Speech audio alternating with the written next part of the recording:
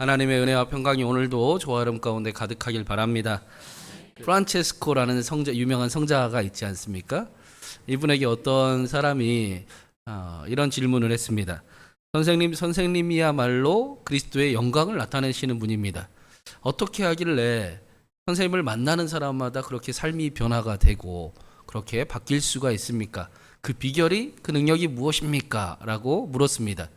그러자 프란체스코가 대답하기를, 전능하신 하나님이 어느 날 이 지구상에 살고 있는 사람들에게 주목을 하셨고, 그 중에 가장 힘이 없고 무지하고 또 미련한 한 사람을 보시기 시작을 했습니다. 그리고 하나님이 이렇게 말씀을 하셨습니다. 바로 저 사람이다. 내가 저 사람을 통해 내 능력과 내 영광을 나타낼 것이다. 그 사람이 바로 저입니다. 하나님이 나를 선택하신 전부의 이유입니다. 라고 이야기를 합니다.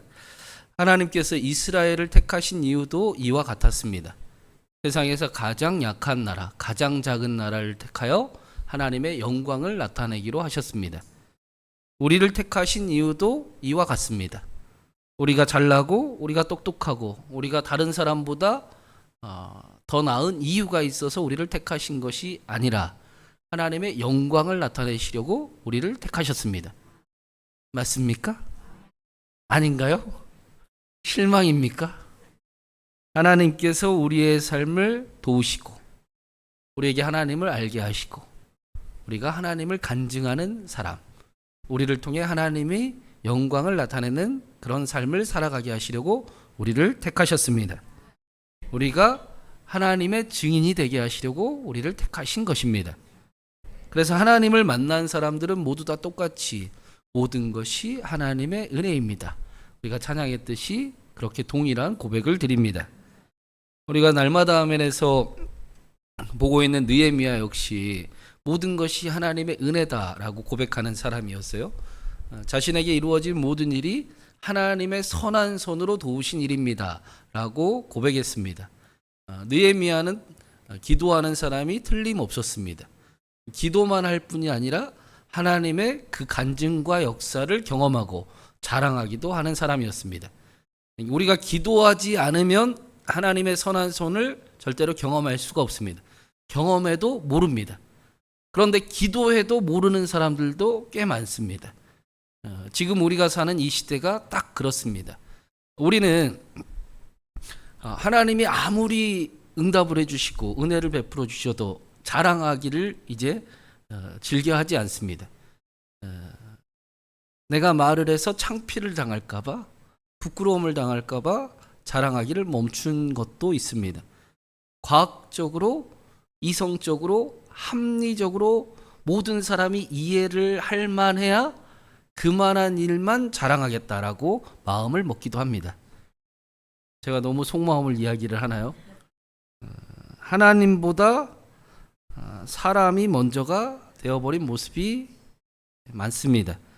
믿음보다 사람들이 이 말을 했을 때 정말 믿을 수 있을까?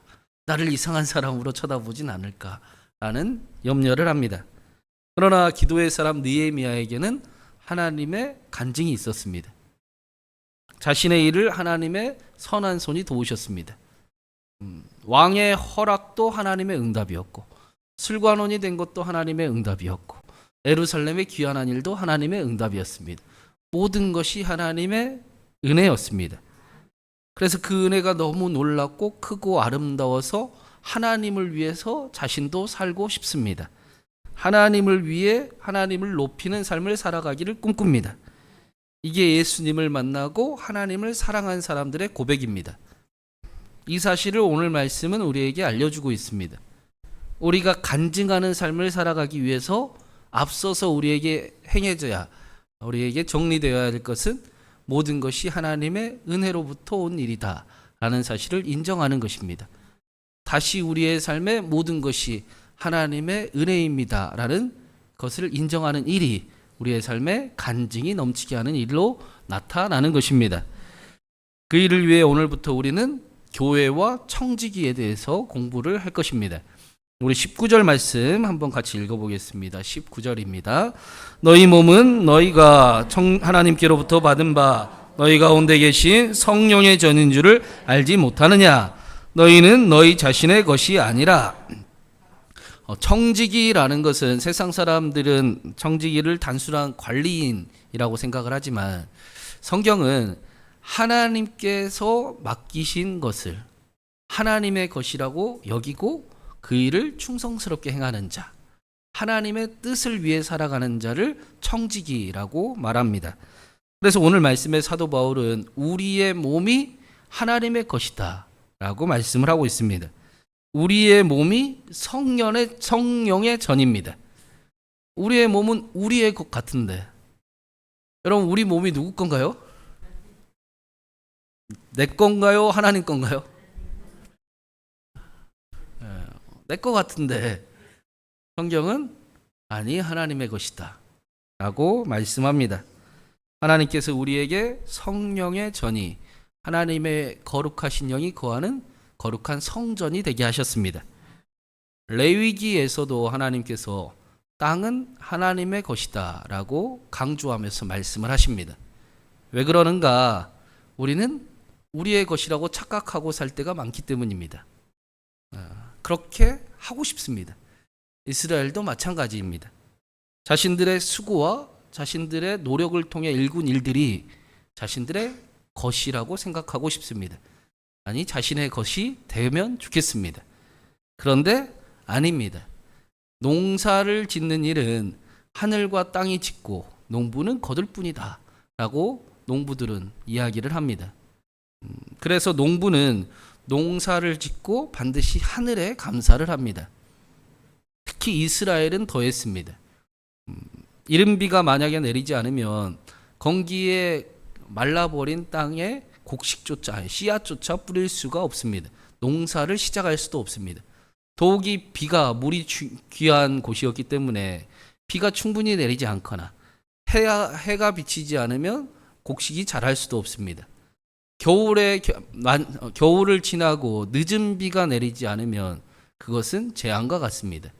아무리 열심히 수고를 해도 그 한 톨도 거둘 수 없는 일이 늦은 비가 내리지 않으면 나타나기 때문입니다. 하나도 하나님의 은혜가 없이는 된 것이 없습니다. 우리는 우리의 수고로 얻은 것이 우리의 것을 하고 싶습니다.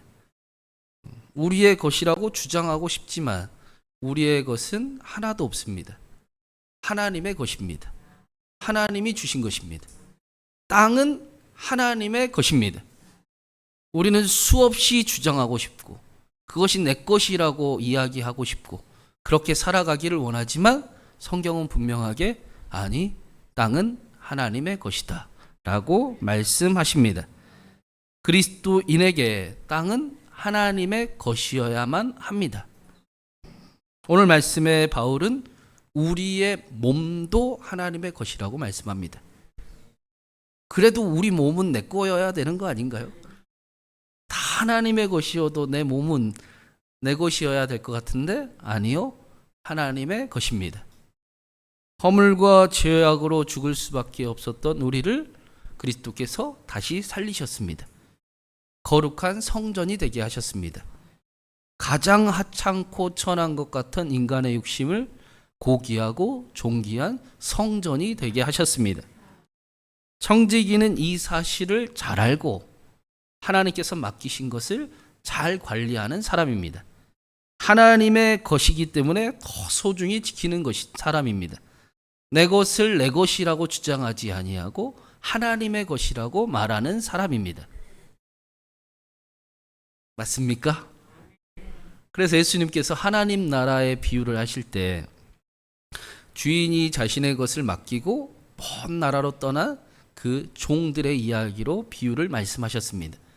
종들의 것은 주인의 것이었습니다. 종의 것이 아니었습니다. 주인의 뜻에 따라 행동을 해야 했습니다.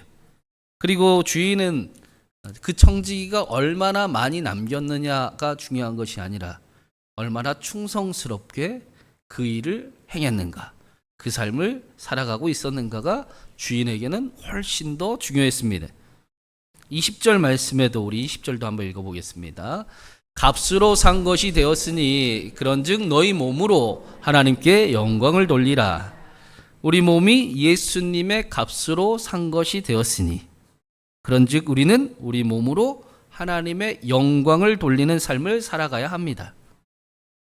이걸 당연하다고 여기는 사람이 청지기이고 착하고 충성된 종이고 천국을 허락받은 사람입니다. 천국에 합당한 사람을 이 사람들이다라고 성경은 부릅니다. 그런데 우리가 분명히 알아야 될 사실은 그러니까 똑바로 살아야 된다. 안 그러면 혼난다라고 절대로 말씀하시지 않는다라는 것입니다. 오늘 말씀에도 하나님께서 값으로 사셨다라고 말씀을 합니다. 예수 그리스도를 우리에게 주셨습니다. 협박하시기는커녕 아들 예수 그리스도를 우리에게 내어 주셨습니다. 우리에게 하나님의 영광을 계속 허락하십니다. 예수 그리스도를 알게 하십니다. 그래서 우리는 점점 예수 그리스도를 알아가고 있지 않습니까? 그래서 우리 안에 있는 싸움이 점점 작아지고 있잖아요. 그렇죠?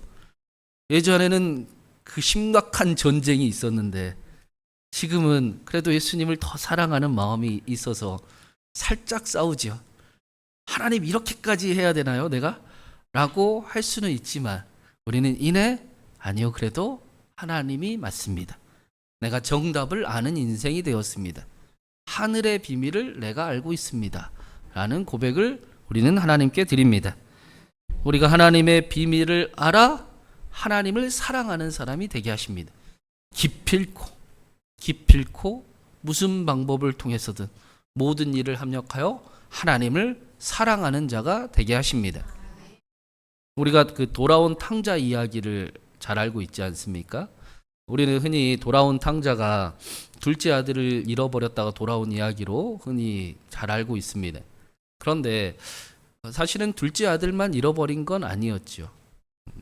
말씀을 자세히 보면 첫째 아들도 사실은 아버지를 잃어버린 상태와 비슷했습니다. 둘째는 방탕했다가 아버지의 잔치에 참여합니다. 첫째 아들은 끝까지 잔치에 참여하지 않습니다. 첫째 아들은 자신이 아버지를 섬겼다라고 그 이야기를 해요. 헬라어 언어로 종으로 살다, 노예처럼 살았다 그런 뜻이에요. 내가 아버지를 위해 노예처럼 살았습니다 라고 첫째 아들이 이야기를 합니다. 아들인데도 노예처럼 살았습니다. 아버지를 아들인 대로 사랑하지 않았습니다. 아버지가 둘째만 잃어버린 게 아니었습니다. 첫째는 자신이 노예처럼 순종하고 살아야 아들이 될 줄 알았습니다. 둘째 아들은 불순종으로 유산을 얻고자 했고 첫째 아들은 순종함으로 유산을 얻고자 했습니다. 두 아들 다 아버지를 찾는 아들은 한 사람도 없었습니다. 아버지를 원한 사람은 한 아들도 없었습니다. 사실 아버지를 원하는 아들은 자녀로 모든 것을 다 얻고 살아갈 수 있었습니다. 그런데 다른 것에 목적이 있어서 노예처럼 살아갈 수밖에 없었습니다. 예수님은 아들이 아버지를 원해야 된다. 아버지가 목적이어야 된다라는 사실을 알려주신 것입니다. 그래서 하나님은 우리가 잔치에 참여하는 인생이 되게 하시려고 하나님의 자녀로서 아버지를 사랑하는 자들이 되게 하십니다. 우리가 원하는 것은 아버지의 유산이 아니라 아버지입니다. 맞지요? 모든 것이 아버지의 것입니다. 땅은 하나님의 것입니다.